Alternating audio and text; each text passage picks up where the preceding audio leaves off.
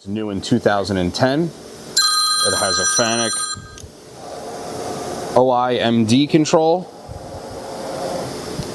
You have coolant system as well with the machine.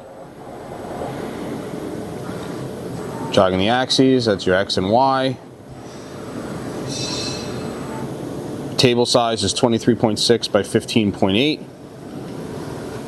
You have a 20 tool sidearm tool changer, which is Cat 40.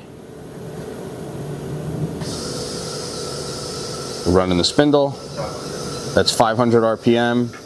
It's a 10,000 RPM spindle. Again, it's Cat 40. 2,000. That's 2,000. 3,500. 3,500. 5,000. That's 5,000.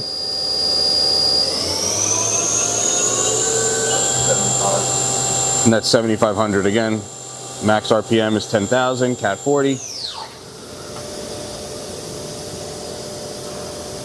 You have 18.9 of X travel, 15 3/4 in Y, and just short of 17, 16.93 in the Z. Do a tool change. Do another one. Again, 20 position tool changer.